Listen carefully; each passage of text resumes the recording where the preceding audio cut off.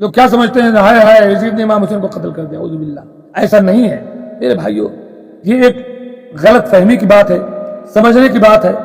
آپ جانتے ہیں کہ اللہ کے نبی صلی اللہ علیہ وسلم کی وفات کے بعد حضرت ابوبکر صدیق خلیفہ ہوئے ہیں، 2 سال، سوا 2 سال، 2 سال 2.5 مہینے۔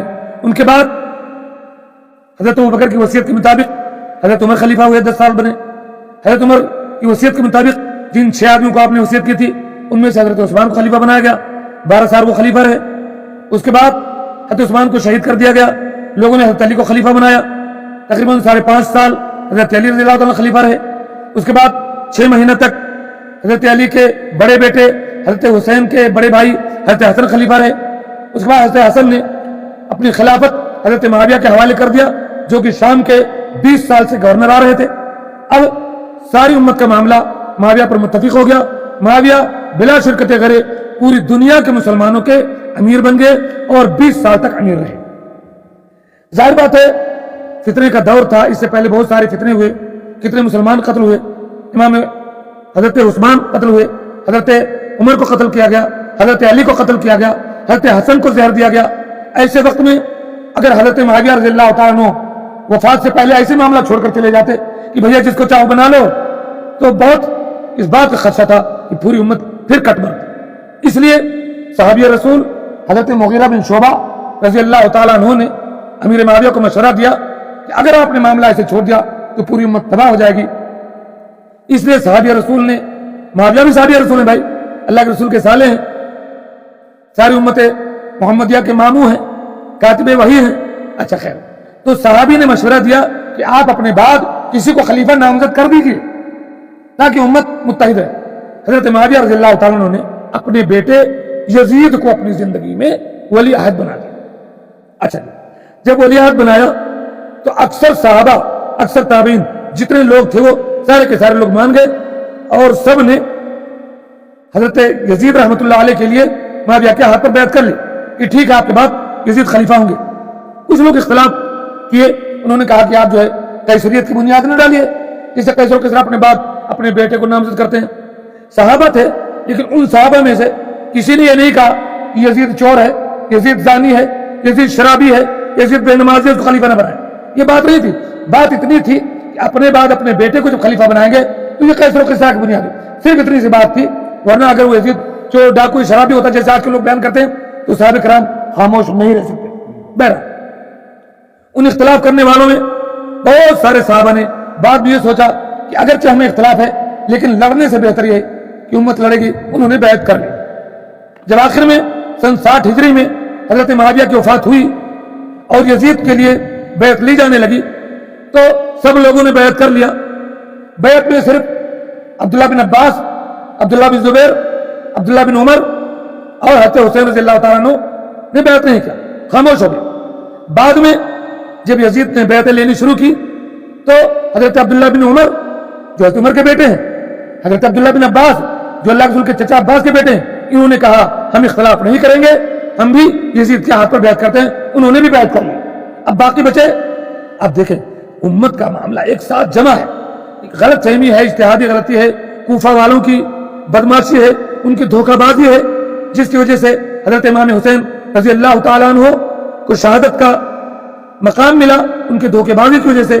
حضرت امام حسین رضی اللہ تعالیٰ عنہ زبردستی نعوذ باللہ کوئی بغاوت نہیں کیے تھے، بلکہ جب عبداللہ بن زبیر اور حضرت حسین جب مدینہ سے نکل آئے اور نکل کر یہ لوگ مکہ چلے، بعد میں عبداللہ بن زبیر نے یہ کہا، جب کوفہ والوں نے خطوط لکھنے شروع کیے حضرت حسین رضی اللہ تعالیٰ کہ آپ آئیے، تو عبداللہ بن زبیر نے یہ کہا کہ کوفہ کے چکر میں نہ آئیے، الکوفی لا یوفی، کوفی وفادار نہیں ہوتا ہے، وہ غدار ہوتا ہے۔ انہوں نے آپ کے باپ حضرت علی کو قتل کیا، انہوں نے حضرت حسن کو جو ہے قتل کیا، اور انہی کی سازشوں کی وجہ سے حضرت عثمان غنی شہید ہوئے۔ آپ کوفہ نہ جائیے، اللہ کے بات ہے، یہی مکہ میں ٹھہریے، یہی ہم لوگ اپنی اللہ اس کے رسول کے طریقے پر یہی حکومت کریں گے۔ لیکن حضرت عبداللہ بن زبیر تو مکہ میں رہ گئے اور کئی سالوں تک انہوں نے مکہ میں حکومت کی، لیکن حضرت حسین رضی اللہ تعالیٰ عنہ کوفیوں کے چکر میں آ گئے اور انہوں نے چلنے کا ارادہ کر لیا۔ چلنے سے پہلے انہوں نے کہا بھائی اپنے بھائی مسلم عقیل کو بھیج دیا کہ تھوڑا پتہ لگائیں۔ اس وقت جو ہے یہ بات تھوڑی تفصیل سے میں اس لیے بتا رہا ہوں تاکہ آپ سمجھ جائیں کہ یزید کا کہاں اس میں ہاتھ ہے۔ یزید رحمۃ اللہ علیہ کے بارے میں آپ کو بتاؤں کہ حضرت معاویہ کے دور میں قسطنطنیہ پر جو حملہ ہوا تھا اس میں یزید سپہ سالار تھا. حضرت معاویہ کے دور میں سن 51 ہجری میں 52 ہجری میں 3 ہجری میں جو حج ہوا, حج کے پورے قافلے کا امیر یزید رحمۃ اللہ علیہ تھے اور قسطنطنیہ کے قافلے کے سردار تھے. جس حملے کے بارے میں اللہ نے فرمایا کہ اس لشکر میں جتنے لوگ جائیں گے سب بخشے. حتیٰ کہ حضرت ابو ایوب انصاری رضی اللہ تعالیٰ عنہ 90 سال کے بوڑھے تھے, پھر بھی اس خوشخبری کو پانے کے لیے وہ بھی چلے گئے اور وہیں ان کا انتقال ہو گیا, شہید ہو گئے. بہرحال تو نعمان بن بشیر تھے. اب کوفیوں نے غداری کر رکھی تھی. مسلم بن عقیل سے پہنچے شروع میں تو سب لوگوں نے بیعت کی. 4000 12000 40,000 لوگ ہو گئے بیعت کرنے والے. دیکھیں اگر اس کے بعد مسلم بن عقیل نے حضرت حسین کو خط لکھا کہ بس لوہا گرم ہے, ہتھوڑا مارنے کی دیری, آپ آ جائیے. حضرت حسین رضی اللہ تعالیٰ عنہ وہاں سے چلنے لگے. عبداللہ بن عمر نے سمجھایا, عبداللہ بن عباس نے سمجھایا, بہت سمجھایا, لیکن کسی کی بات نہیں مانی. حضرت حسین رضی اللہ تعالیٰ عنہ مخلص تھے اپنے اس میں کہ بھائی چلیں گے آپ. بہرحال جب انہوں نے چلنے کا ارادہ کر لیا اور ادھر حال یہ ہوا کہ یزید نے نعمان بن بشیر کو ہٹا کر کے عبیداللہ بن زیاد کو امیر بنا دیا وہاں کا. اس نے سختی کی, کچھ لالچ دیا, اس سختی کی جس کی بیس پر سارے کوفیوں نے مسلم بن عقیل کا ساتھ چھوڑ دیا, یا بک گئے یا ڈر گئے, سب غدار. اور حضرت مسلم بن عقیل کو کوفہ میں قتل کر دیا گیا. مسلم بن عقیل نے اپنے قتل ہونے سے پہلے امام حسین کو خط لکھا کہ آپ ہرگز نہ آئیے گا, یہ کوفی غدار ہیں, انہوں نے جو سب ایک ایک کر کے ہار گئے, سب ہمارے قاتل ہیں, لکھ دیا. اب امام حسین رضی اللہ تعالیٰ نے سوچا کہ اب ہم نہیں جائیں گے. راستے میں انہوں نے اگر ان کو بغاوت کرنی ہوتی تو کیوں اس سے ہٹتے نہیں, بس اجتہاد تھا.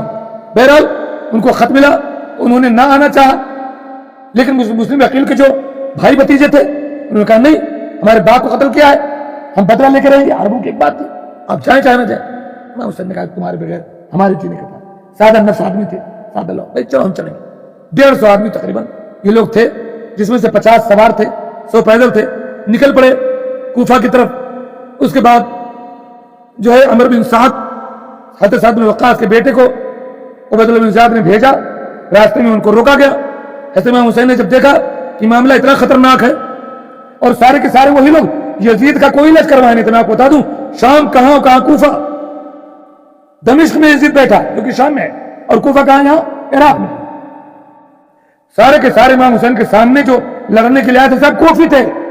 ان میں وہ لوگ بھی تھے جنہوں نے امام حسین کو خطوط لکھے. امام حسین نے جب دیکھا معاملہ اتنا خطرناک ہے, انہوں نے کہنا شروع کیا, ارے تم لوگوں نے مجھے خطوط لکھے تھے, تم ہی لوگوں نے کہا فلاں ابن فلاں, اب تم لوگ ہمارے سامنے آ گئے ہو. ان لوگوں نے سوچا تو معاملہ گڑبڑ ہے, اگر یہ بچ گیا تو سارا بھانڈا پھوڑ ہو جائے. اس لیے ان لوگوں نے جنگ کی ٹھان لی. جب امام حسین نے دیکھا کہ معاملہ گڑبڑ ہے تو عمر بن سعد سے کہا کہ ایسا کرو, یا تو ہمیں واپس جانے دو, یا تو کسی سواب پر بھیج دو, یا ہمیں یزید کے پاس جان دو, ہم ہی اسے معاملہ کرتے کریں. ان کوفیوں نے سوچا اگر یہ یزید کے پاس چلے گئے اور انہوں نے خطوط دکھا دیے تو یہ مارے جائیں نہ مارے جائیں, ہم سب قتل کر دے جائیں. اس لیے ان لوگوں نے جنگ چھیڑ دی. اور آپ جانتے ہوں گے حضرت امام حسین کے خیمے کو جلایا. اب سوچو کیوں جلایا, تاکہ وہ خطوط جل جائیں, ورنہ سب کا نام آ جائے گا اور سب قدار شامل ہو جائیں گے. اور بھلے ایک حادثاتی ایک اتفاقی بات تھی کہ اس جگہ پر امام حسین شہید ہو گئے, جنت کے نوجوانوں کے سردار, اللہ تعالیٰ ان کو شہادت نصیب کی, اس میں مبتلا ہو گئے. یہ ایک واقعہ. اب آپ بتائیے اس میں آپ حضرت حسین کی فضیلت بتاتے ہوئے یزید کو گالی دیتے ہیں, کہاں گالی رہا. ایک صاحب نے کل مجھے فون کیا کہ مولانا آپ نے تقریر کیا تھا کہ اس میں یزید کی غلطی نہیں ہے, تو یہ بتاؤ نور بھائی, یہ بتاؤ کہ یزید کو تو بعد میں پتہ چلا کہ عبیداللہ بن زیاد کے فوج کے ذریعے امام حسین شہید ہوئے, تو انہوں نے عمر بن سعد کے عبیداللہ بن زیاد کے ساتھ کیا معاملہ, کوئی سزا دی؟ تو میں نے کہا اچھا ٹھیک ہے, یہ سب سیاست ہوتی ہے حکومتوں کی, آپ لوگ سمجھتے نہیں کب آدمی بدلہ لے سکتا ہے. یہ بتاؤ جن لوگوں نے حضرت عثمان غنی رضی اللہ تعالیٰ کو اسی مدینہ کے اندر ان کے گھر کے اندر گھس کر کے ان کو مارا تھا اور قتل کیا تھا, بعد میں حضرت علی خلیفہ ہوئے تو کس سے بدلہ لیا حضرت علی نے؟ حضرت معاویہ تیسری تو بغاوت کر گئے کہ بدلہ لو, اور بار بار کہتے تھے جن لوگ قاتلان عثمان ہیں ان سے بدلہ لیجیے. حضرت علی نے بدلہ لیا, کہا کہ مولانا آپ نے تو چپ کر دیا تھا. ہم نے کہا یہ چپ ہی ہونے کا معاملہ, حالات نہیں تھے بدلہ لینے کے, یہاں بھی حالات ایسے تھے, ہر چیز کا فوراً بدلہ نہیں لیا جاتا ہے. بہرحال اللہ تعالیٰ اگر یزید کی کوئی اس میں چال رہی ہوگی تو اللہ تعالیٰ اس سے نمٹے گا. ہمیں ضرورت نہیں گالی دینے کی, ہم جانتے ہیں کوئی مسلمان تھا, مسلمانوں کا خلیفہ تھا, معصوم کوئی نہیں ہے, سب کے سب جو ہے سب سے خطا ہو سکتی ہے. رہے امام حسین تو امام حسین یزید کے مقابلے میں بے شمار درجہ افضلیت ان کی ہے, जन्नतियों के जन्नत के शबाब के सरदार हैं, इसमें कोई हम इमाम हुसैन रज़ियल्लाहु ताला अन्हु की तारीफ करते करते किसी ऐसे शख्स को मलून ना करें जिसके बारे में क्लियर कट हमें ये नहीं पता है। तारीख के शुबात हो सकते हैं लेकिन क्लियर कट ये नहीं पता कि उसका कोई हाथ रहा।